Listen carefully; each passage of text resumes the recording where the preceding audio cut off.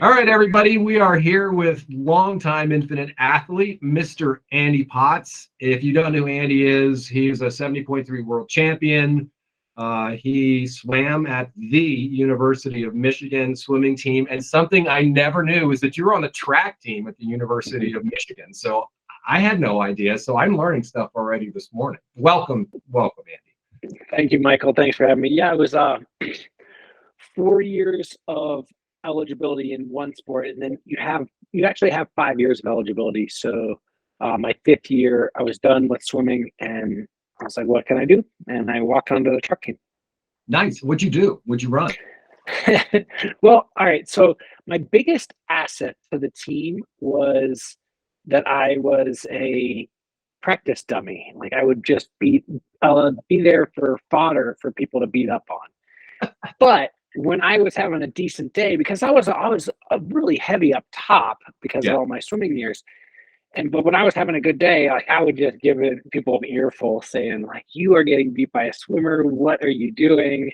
Um, but I'd run with the milers in the distance group. Okay. Um, and like that took us through the cross country season. I didn't run cross country. I just would train with those guys, and then we went into indoor. I started with a mile and a half, which was kind of like an odd distance, but it was just a kind of pick your distance meet. Mhm. And then I was gearing up to race the mile, and then all the years of swimming caught up to me in mid January, and I had a stress fracture. Ah, So I never really got to like do a lot of the competing that I wanted to do, but I got to train with the guys for 5 months, and um, yeah, it was great. that's amazing. Now, was that done with triathlon in mind, or you just like you wanted something to do for that fifth year? Yeah, so I always knew I was gonna walking into school. I knew that I was gonna be on the 5 year program, just because I didn't want to be just inundated with studies while I was trying to pursue excellence in swimming.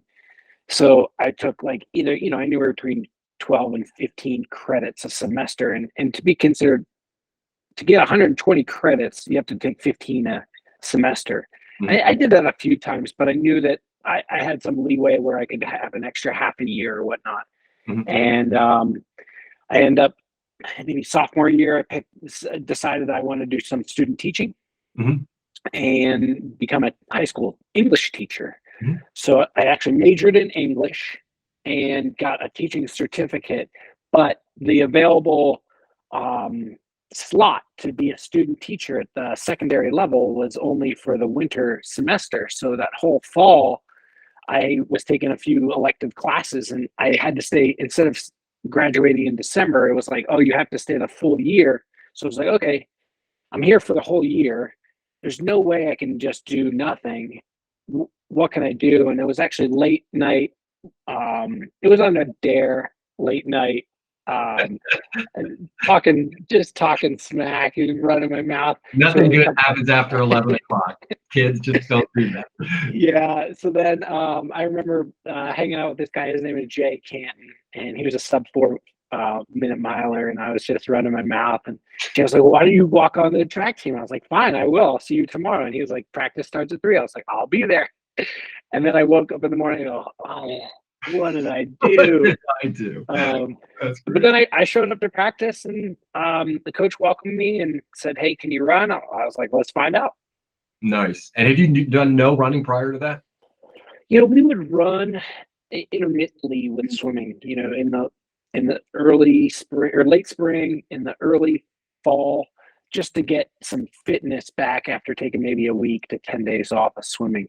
We would do it for just cardio fitness work, and it was running, but it wasn't anything serious. It's interesting that all the swimmers I know that have come out from real swimming backgrounds that have been successful triathletes, their cardiovascular is developed to such a point that they're kind of different, and they're such good cyclists on top of it. But that whole swimming background I never had, and I just think it develops all the plumbing and the pipes so well. It's pretty amazing. Yeah, another aspect of that is the mental toughness because you're solo, you're dealing with your own thoughts because all you can hear is the water. Yeah. You can have maybe one conversation that takes 2 hours to get through, maybe a 3-minute conversation on land that takes that long to have it in the water. And then you're doing all this aerobic work, no impact. I mean, it does put some strain on your tendons, and occasionally your joints, but like the engine you're building, if uninterrupted engine building is really the like why I've been able to have some success with triathlon. Yeah. So you finish your career. How do you make the transition going into triathlon? Was that another dare situation? Like, I dare you to do a triathlon? Well, yeah, sure, I will. Thank you very much. It was kind of like that. I was actually the assistant coach at UNLV, and I worked for a guy named Jim Wrights. He's a great guy. Mhm. And Jim welcomed me in. He's like, yeah, I know you haven't coached much, but you're going to get your own group. And I was a college assistant coach. And there was a lot of downtime because I was just the assistant coach, one of three. And I would spend the middle of the day just like, well, what can I do? I'm going to work out. I don't want to get too heavy. And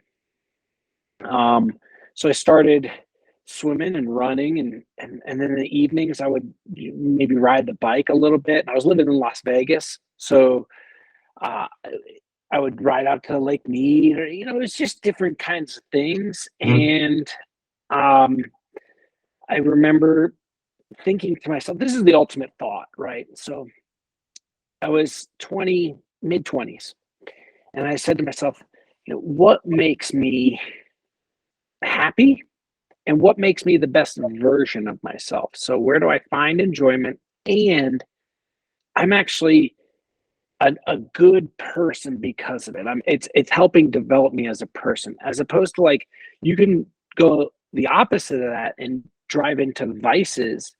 And triathlon can be a vice a little bit, but it really does accentuate a lot of my personality and my personal traits.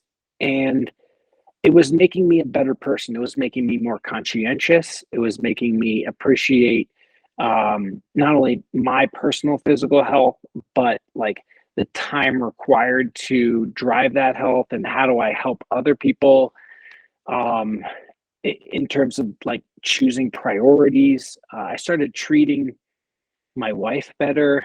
They're just little things that are kind of the big things. And that's what really sold me on the sport. Yeah, I had similar experiences that I just gotten over a long relationship, and you exit from that stuff really beat up, and I was looking for a fresh start. So after doing years of college sports, I kind of went out and drifted and didn't live a particularly healthy lifestyle for a long time. And then at 35 or 34, I saw Alcatraz on television, and I'm like, yeah, that looks compulsive obsessive. So yeah, that was my path. And it was similar that it in participating in the sport, not only was it cool to participate in the sport, but it was very therapeutic. I had a new social group of friends that were healthy, that were happy, that were it was great. And just having that train and being a part of the sport, it's really been a blessing, to say the least. Do you think it was the goal of Alcatraz and the goal of competing at a singular event, or was it the lifestyle? And then how did it change you did it start to affect the way that you talked with other people, the way that you talk to yourself? I think it helped me redefine myself. I think is what it did. It gave me a mantra, or it gave me a focal point that allowed me to change who I was to become that person, which was healthy, fast, those kind of things. I think it almost was, it kind of was like you buy the shell but you got to fill it out on the inside, right? So you're kind of buying this is what I want to be. But in order to do that, you have to do all the stuff that goes along with it. And it's that process that was fantastic over 20 years of being a smoker at 32, smoking 2 packs a day, to not. It was cool. That's I like that analogy a lot. And it reminds me of how when I dove 2 feet or head first into triathlon, it helped me with my priorities in terms of what to fill out first in that shell. Mhm. It was very clarifying for me. I will say that, and you seem very balanced, but triathlon can definitely, in some ways, it can get too compulsive obsessive, where you're chasing something at the detriment of other things, and that's always a hard balance to do in your personal life. I'm sure with your coached athletes, you find that all the time. Well, from experience as well, I'm surprised I'm not divorced. Like, there's my wife is just the best. Yeah, well, she was a gymnast, right? And I read that she was in the Cirque, and so in Vegas. So I'm assuming that kind of coordinates with your time down there. But that's incredible that she did that. That's amazing.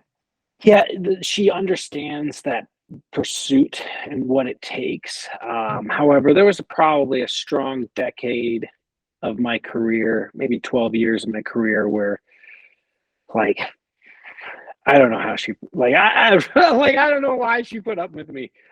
Just because it did get obsessive. I was pursuing excellence, and I took it all the way. And it takes a toll on everybody and everything that you touch when you do that. And if they don't support you, they kind of get sloughed off and pushed to the wayside. And she supported me. I don't know why. You're a pretty structured guy. It's and in our year, I'll share an experience that I had with you when we were in Hawaii. Is that you've got your thing, and that's your race plan, and that's your race plan, and there's no deviation from it's like. And so I couldn't be married to you. I know that much. But we were out on course. It was like at 24, and you were doing good. And I wanted to give you a high five. You just buzzed me. Didn't even look at me. And afterwards, like, hey man, I'm really sorry. But it's kind of my thing. During the race, I don't really talk to anybody. I know that I was like, all right, Andy, you are just like boom. And it's pretty amazing. That kind of mentality is that. Even in that situation, we were 25 miles into Kona. You're done. You're sticking to the plan. You ain't changing. Yeah, better or worse, right? I think there's some of that in terms of like, I know I'm willing to will myself to make the like kind of manufacture a performance or to will like in training, like, okay, I know that what's going to elicit the response that I need. I have to go this fast. I have to push this many watts. I have to run this mile at this pace. And I can actually, this sounds corny, but I'm like, legs, just go faster, calling down to the engine room, just go faster. And then they do it. So there's a lot of like cooperation that happens, but it doesn't happen without my mind just really driving it. But to get there, it's so tunnel vision. Yeah, sorry about that. No. There's no apologies. It takes a lot. I mean, it's like a boxer going into the ring. You have to get yourself in a state of mind that if you're not there, you're going to get destroyed. I mean, it's very much a fighter's mentality, and I respect that a lot, actually. All right. Well, yeah, I have. I was always willing to fight for it, and I still am. But because it means something to me, I think that's why I was willing to fight for it. So you can't just go out and just start throwing hands. You got to have a plan for it. And it's got to mean something to you. And I think that's exactly where sometimes like the wayward path gets chosen because it stops having meaning for people, whatever it is. But if it could always have a meaning for you, even if it's hard, the grind is hard and you don't feel it in the moment, it does help you with the discipline of getting up in the day and checking boxes and making sure you're doing the right things. Yeah, no doubt. So you're at UNLV, you're kind of helping some guys coach. What's the first race you jump into? All right. So this sounds weird, but I live in Colorado Springs. And the first race I did was here in Colorado Springs. I did not live here. It was a sprint triathlon. I had no idea what I was doing. And I still have the t-shirt from the race. I was on a camping trip with my parents and my wife, and we were out doing like a 14er in Colorado and just camping. And I was like, on the way home, I'm going to do a triathlon. And they're like, okay. I was living in the Midwest at the time, and I just was like, I'm going to do it. And I went and did it here. It was here in the Springs. I don't know. I did terrible. I was awful. I spent the whole run bent over. Like I tried to put on a wet like my wet running top when I was wet. It was, yeah, it went on like this. I'm running like this, like my arm won't come down. I remember I didn't know how to like get onto your like keep your shoes on your bike and then slide into them, slide out of them. I had to clip in and clip out. So I clip out and it was like a downhill to the dismount line. I get off and I got way too much momentum. I'm skidding out, and like this is when the cleats on the bottom of my shoes were metal, and you can see sparks coming out from underneath my feet as I'm sliding to stop. I put both feet down, the pavement's sparking up, and I'm going, yeah. And they didn't give me a penalty for passing the mountain line because I was in like 300th place, and it didn't really matter. That much. That's really funny. Yeah. So the first one, disaster, really? Yeah, total disaster. But the national team program coach was on site because it was in Colorado Springs. I think some of the resident team athletes were using it as a training day. Yeah. And I went up to her and I introduced myself and I said, what do you need to know? I'm going to be on the national team. And she's like, really? Okay, well, let's start with, how'd you do today? And I was like, I got 329th place.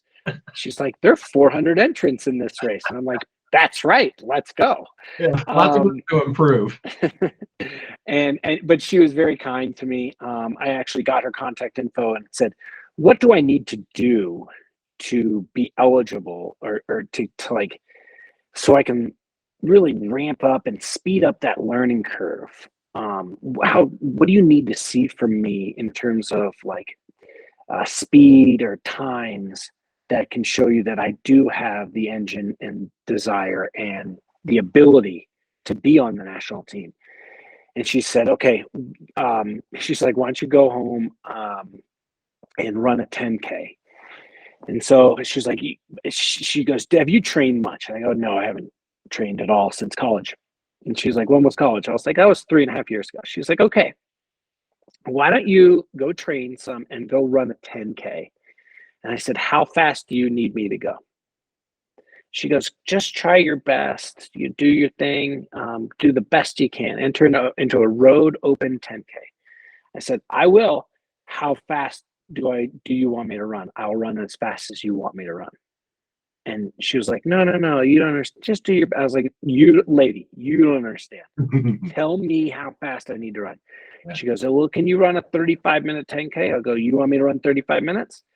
She goes, well, if you can run 35, we'll have a conversation. If you can run 34, I'll give you a training plan. If you can run under 33, then I'll invite you for a tryout to Colorado Springs to live at the training center for 6 weeks, and then we can train you. And I said, fine.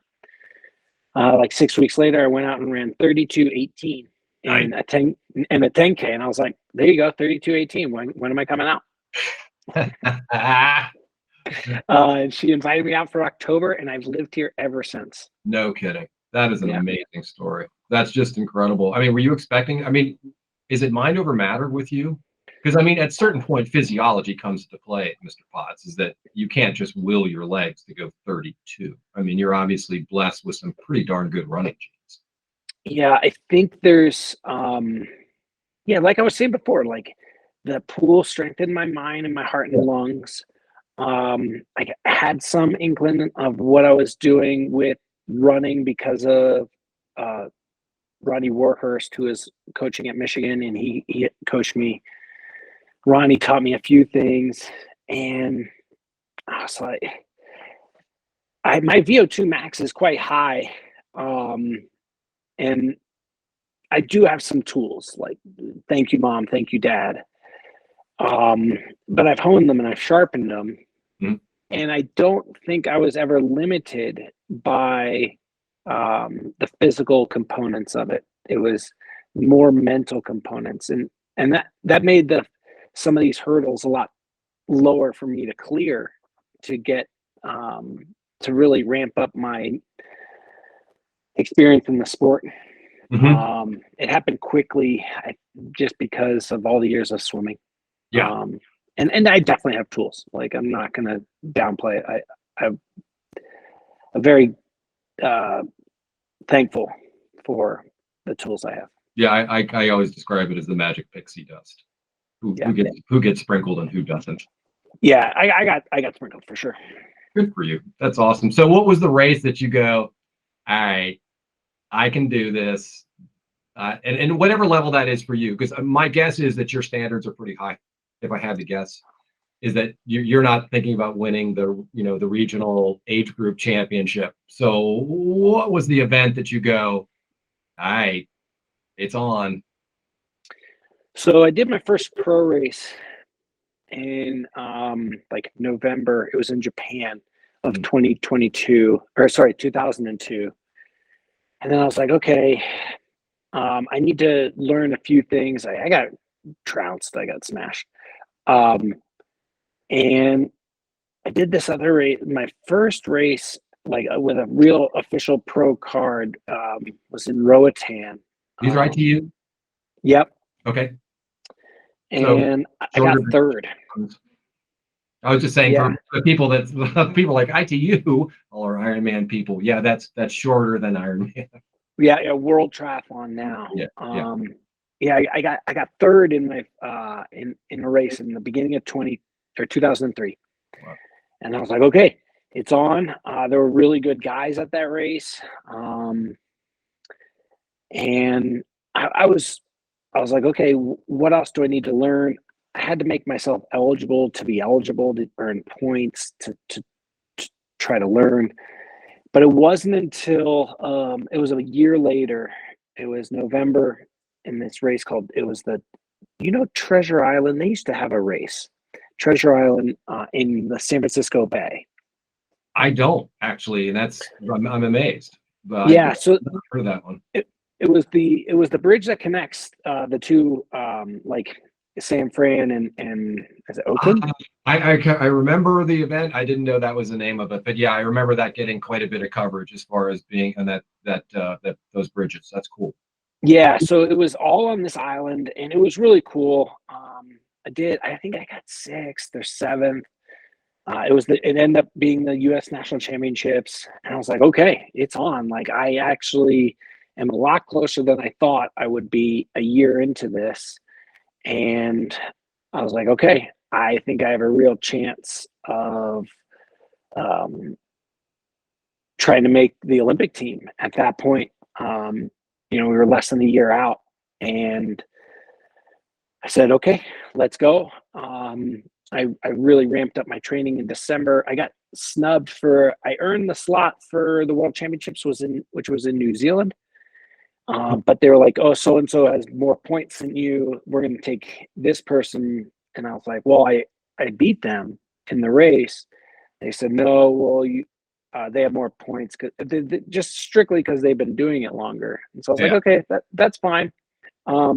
You'll regret that decision. And then I just used that to fuel the fire. And it was Mother's Day in May in 2004 when I made the Olympic team.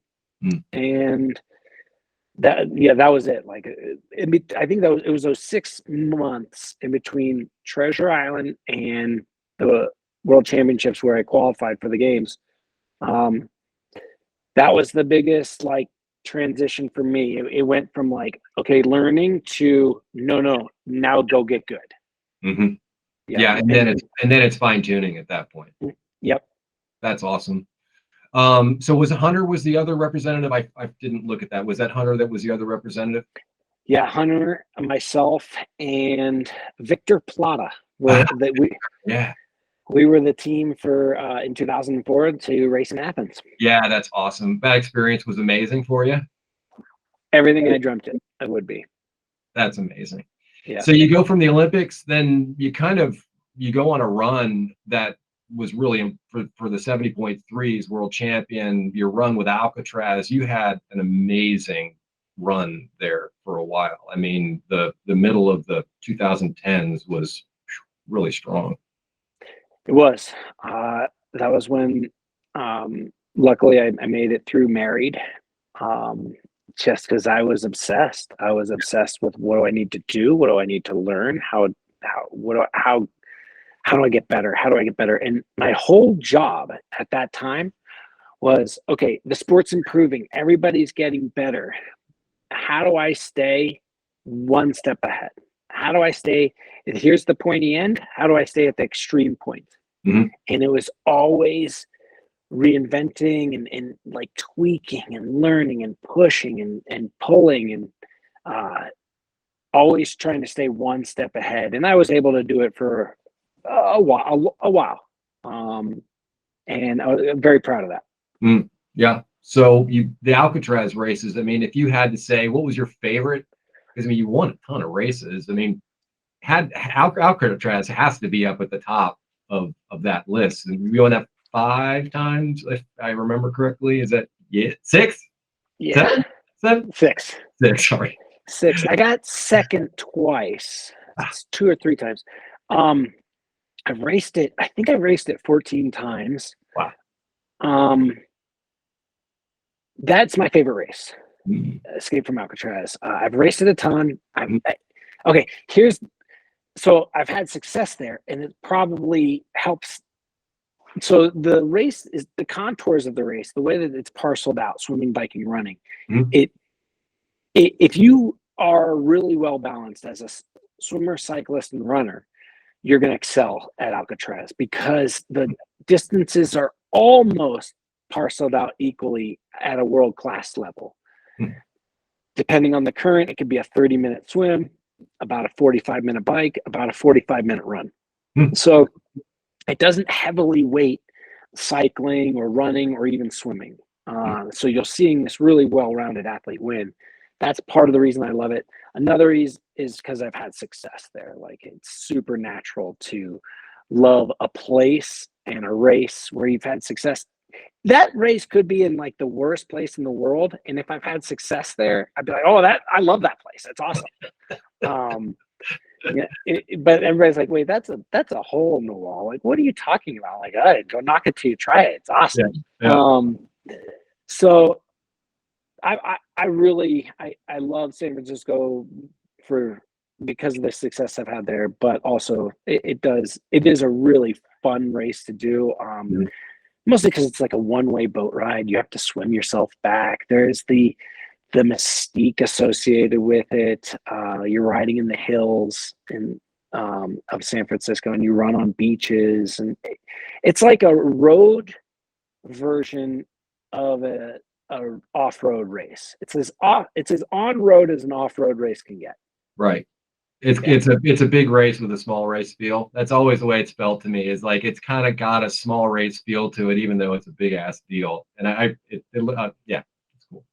Yeah, and it's got an international flair to it too. Yeah. So you go from there, and you have mid distance. At what point does it's time to go longer thoughts start creeping into your head? Because I mean, you had again phenomenal Olympic career. You had a phenomenal sort of middle distance career. Did that happen naturally? Was that something you were always thinking about? How'd that go? When I first started the sport, I said to myself, and I would say this out loud because I was young and dumb, but I would say the only thing I want to do that takes longer than 8 hours is sleep. And I was adamant about not doing Ironman. I was like, nah, once you can't go fast, then go long, that whole mentality. Well, that certainly doesn't exist now, but it was actually a really clear turning point for me as I was getting ready for the Beijing Olympic Games, and it was in August of 2008. The qualification period, like you qualify slots as a country, and you qualify individually through the slots that were allocated. And my world ranking was quite high. I think it was '06. I was third in the world. Yeah. At the World Triathlon in like the standings. Yep. I finished that year third. I spent '07 kind of tinkering with some half Ironman stuff. I had an okay world rankings, but when I would race the draft legal races, I would perform really well. But I wasn't out chasing points necessarily. I was just trying to improve and then be good for that single day. As opposed to like really trying to work on the entire season to get a high world ranking. Right. Just a different goal and different mindset. And every athlete has different things in their lives that are pulling at them, and then different goals that will like manifest because of that, right? So I go into '08 and I was like, my goal was like, I want to win the Olympics. And at the end of the day, when it all shook out, I actually was their team's alternate. Totally devastated, like completely gutted. We had 3 qualification races, and I got second in all of them. Mm-hmm. The unfortunate part of it was I got beat by somebody different at each race. So had the same person beat me twice, I'm in. Mm-hmm. But it was always somebody different. And that was just like, that was just heartbreaking. Like I broke down at the last race after the finish line. I shook the hand. Hunter qualified last, and I shook his hand, said congratulations, and I just kind of went and hid in a corner and just cried like a baby. Yeah. At that point, I was like, I had earned a spot at the start line for Kona, because of the previous year I won the 70.3 World Championships. Yep. And as a 70.3 World Champion, then you were at that time, it had changed, and now it's kind of gone back to it. But if you win half Ironman, you get a slot for the Ironman World Championships. Right. That was a way to qualify. They took it away for a while, and they brought it back. I think now it's reinstated. Christian Blumenfeld won it this year, and he had already earned this. But I think that's. And then they awarded him a spot because he won the gold medal also at the Olympics. So they're always tweaking it, kind of looking like how can we bring attract the best athletes. Anyway, that's how I qualified, and I said to myself, okay, Beijing is out, Kona's in. Let's go.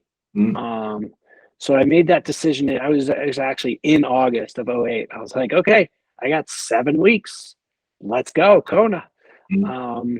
And I was really young to in my experience level and in my knowledge level. I was very young green in terms of what it took. There wasn't a ton of knowledge out there in '08 of like how to excel at Ironman. We took our best guess and we took our best stab at it, but we tried to you remember that game show Name That Tune? Yeah. All right. So it was Name That Tune, Ironman distance. How few miles can we do and still be excellent at Ironman? And so what we were trying to do is like really get the engine firing instead of going over distance and then come down to it. We were trying to do under distance, but stay injury free, be really healthy, and then race an Ironman. And like, it was just a different way to attack it. And Mike, who was coaching you back then? His name is Mike Doan. Okay. Yeah. And we've always had this feedback loop, and we were always tinkering and exploring different options and different ways to skin the cat. And that's what we came up with. And I followed the training really nicely, but it made for an interesting time after 90 miles on the bike and after 17 on the run. I didn't know that your feet swell in an Ironman. Huh? And my shoes, I was always taught that you want to ride a shoe that's like a size too small and cram your feet in and just push power. Uh-huh. Well, in an Ironman, you want to go the opposite direction. You Yeah. get a little bit wider, bigger shoes, so when your feet do expand because of the heat, humidity, and duration, you're not hinged. It's not squeezing your feet. Well, mile 90, I was taking my shoes off on the bike. Okay. That's not good. Yeah. Well, not good. Well, But I plus figured it out. you're pumping 1,000 milligrams of sodium down you an hour and you're swelling up. It's like cankles are not a good way to do an Ironman. That's for sure. Figured it out, and then got to on my feet, and I was like, "Sweet, I'm on my feet. This is great." This is the course has since been changed, but this was I was coming out of the energy lab. Yeah. I was sitting in like I think I was in ninth at the time, and then my hamstring just said, "No, you're done."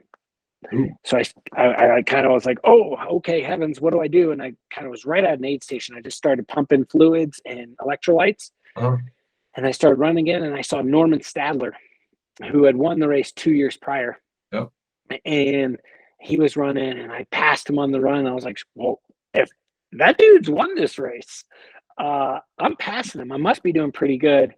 And I end up I got 7th that year for naming that tune with as few as miles as possible. I think that was the right approach at that time because I was getting ready for draft legal racing. Right. I think that was the smartest play. And then we tweaked it every year since. Yeah, because your base happens over a period of years. I mean, it's not something that happens immediately. Right? Yeah, it's just that's that natural. As we advance with age, we can rely on that base that's been back there for a while. Not forever, but still works. Yeah, and we were doing a ton of quality work just because everything was geared towards Olympic distance. Right. So, yeah, that's amazing. So, and from that point, how was your experience in Hawaii? I mean, Hawaii is such a magical place. Did that really flip the switch as far as career? Was it? Well, all right. So non-drafting really attracted me. I think the biggest reason why was I was doing these draft legal races, and I was getting to the finish line, and I would get 3rd, I would get 5th, I would get 2nd, I would maybe win one, I get 4th, and I would cross and I'd be like, well, I think I was the best swimmer, biker, and runner today, but the format is I didn't need to be the best cyclist. I can sit on a wheel. You needed to survive, and then run. Be the best runner. And that was the game at that time. And it was frustrating for me. I was a pretty good runner. I think at that time I was consistently running sub 30-minute 10Ks off the bike. And I was good, but I wasn't consistently like just running everybody's legs off. And I said, well, how do I exploit this skill set? And that's where non-drafting came into play. I was like, okay, well, let's do some non-drafting. And then it was immediate. I was like, oh, this is it. Like I knew I could swim, bike, and run. And so I just was able to put it together, and the camaraderie in transition was really appealing to me. I started doing these races that it had an age group field.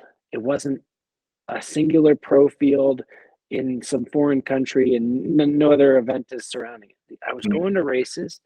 I was communicating. I was sharing my passion with a ton of like-minded individuals, and that's what really attracted me to the non-drafting. And then when it came to Kona, I was like, okay, Kona's okay, but I actually like other races more. Once you're in the lava fields, you're in the lava fields. Like, you're in them, and you see them. There were a lot more dynamic races out there. So my goals were I wanted to go explore and see what other races I really liked. And it wasn't until maybe I think I want to say maybe 2011, 2012, when I was like, okay, I'm going to actually try to focus on Kona as opposed to just do Kona and then make a career and a living outside of it. And then I started to do better. Yeah. And 13, I honestly thought I had a chance to win, but I rolled up to the start line with a stress fracture and was unable to race. And then the next year I was fourth, and the year after that I was fourth. And it wasn't like I was bad. I was just getting beat. But there were 3 other people better. Like, that's kind of how it was shaking out. And then we started learning a lot and maybe in 2016, started learning a lot more about aerodynamics, some of the nuances associated with going faster. I spent decades honing the engine, and it was like, why do I need to pay attention to these other things? That seems superfluous, but not so much. And that made an impact? It did, yeah. Really? So we started looking at tire choices and bike position and bike frames and helmets and running shoes, nutrition. So I want to say it wasn't until 17 and why I was like, every race, every Ironman I'd done up until 2017, I had to stop and walk. I've walked every one up until 17. Then I found a new nutrition partner, and I have not walked in an Ironman since. Ooh, that's a really good soundbite that we're going to use right there. That's a really good one. I've been able to dial in my nutrition. I've been able to get it's those little things, like, what's it coming down to the cellular level? How are things firing? Oh, there's a reason your hamstring is cramping.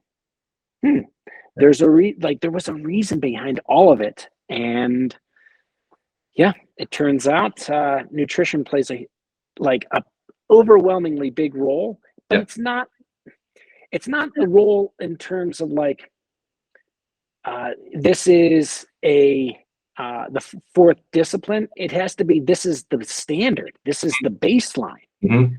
Meet the standard and then start to push your limits and try to excel from there. And you can't do it without a good base. And that's where Infinit has been to me. Well, that's awesome to hear. I've always felt about nutrition is that some of the best nutrition is the stuff that just doesn't get in your way. Yes. It's like, just don't screw my day up, please. Because what Infinit tries to do, and it's really kind of funny, and I tell this people all the time, is because triathletes, you're a coach, and I want to talk about your team and everything like that. But triathletes in general, they all think the same thing. If one's good, then 3 has to be better. It's just compulsive obsessive type A Ironman person.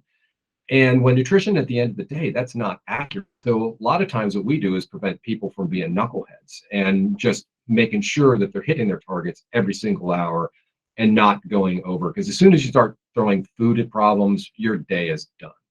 Your day is absolutely done. So you just have to operate in a way that's not getting in the way of the great fitness and everything that you have. Just don't mess it up. You're trained, you're tapered, just don't mess it up. So, I mean, some of that definitely true. Absolutely. That's probably been the biggest shift in all the small things that I've looked at in my career to try to get incremental improvements. I'm kicking myself, like, with hindsight, saying, where was this before? Like, I'm not a big regret guy or a big what if guy, but it's a wonder what if.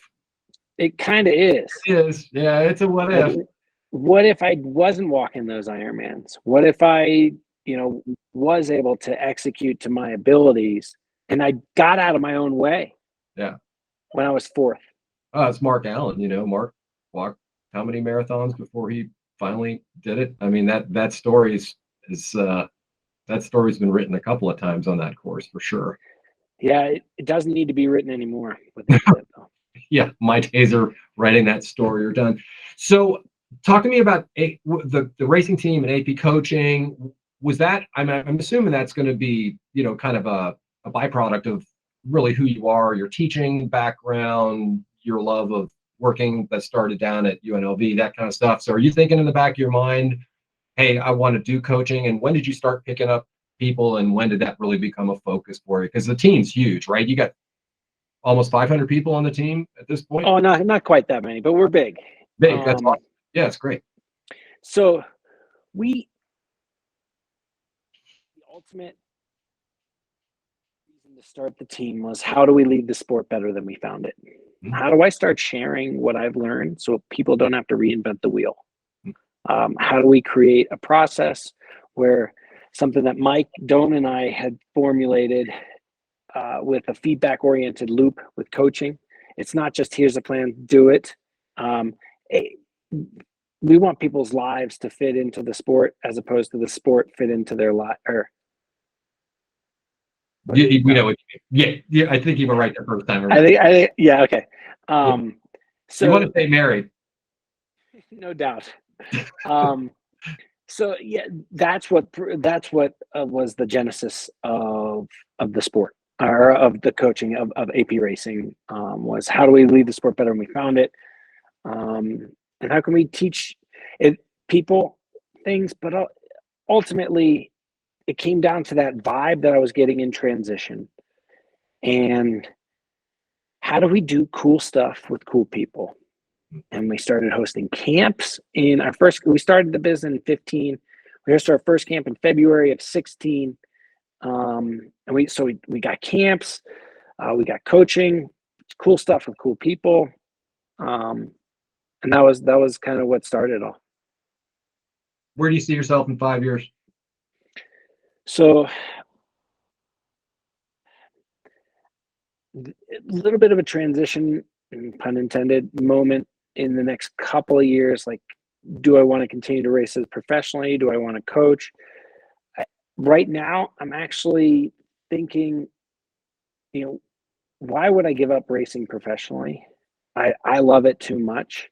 So I'll probably still be racing professionally, making fun of people that, a 50-year-old is beating them. And like, what are they doing with their life's choices? What is it with the University of Michigan people that don't know how to retire? Between you and Tom Brady, is like, hey, you've done plenty. Maybe, but what if you're still having a fun time doing it? And what if you can still beat the people at their best, right? So like, you're having this young guy at 30 be there at their best, and you're giving them a solid run. You're like, wait, how am I finding? I'm finding myself at the front of races still. Yeah. And there's a definite sense of it's a perverse sense of satisfaction. I play ultimate frisbee at a competitive level with young guys, and I love chasing 20-year-olds down and being faster. There's a certain sense of perverse, like, it keeps me fired up. It does. But I look at, like, there are other examples out there, and I'm trying to learn from other people in other industries and other pursuits. Like, they're continuing to follow their passion, and they're having it's rewarding for them. And it's rewarding for others. And you start to become this beacon of like what's possible. We saw Kelly Slater, he's 50.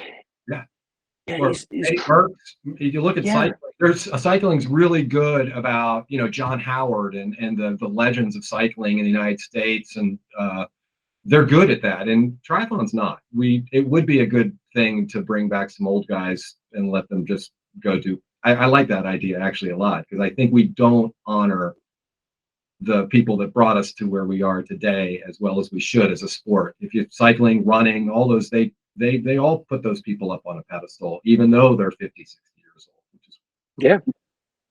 And like, what if they're still excelling at it, like Tom, right? Yeah. So 5 years from now, I'm gonna say still racing triathlon, still coaching. I might just be getting like kind of whittling away what I don't want to do, doing more of what I do want to do. Nice. Get you down to do triple T. We gotta get you down to do that. Okay. Eventually. So we have to talk about a certain event that's happening in a couple of weeks. We do. Very serious. Can I apologize to you, by the way, that I made you do that a couple of years ago? I felt a lot of guilt, a lot. Okay, A so lot. I I didn't put that on any of my social media. I didn't put it out. I was like, oh, I was prepared to do it in reverse, by the way, but I was like, oh.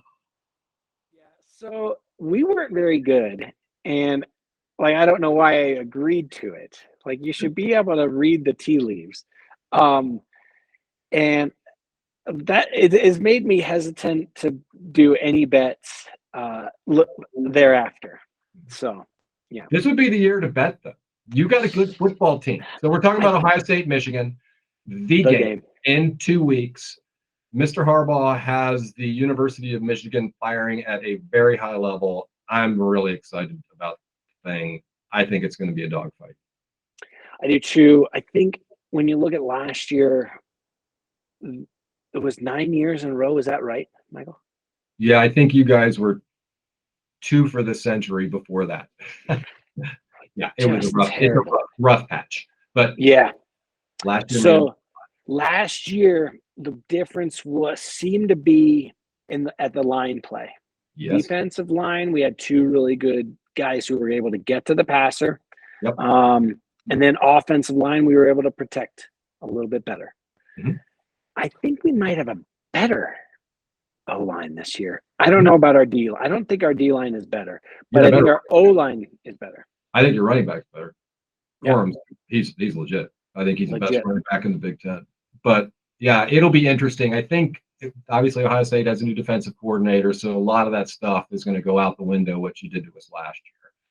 But if you can run on us like you run on everybody else, it's going to be a long day. We're hurt, by the way. Both of our running backs are hurt, and we're kind of beat up. So hopefully we'll be healthy by the time you guys. What did the Northwestern game say to you?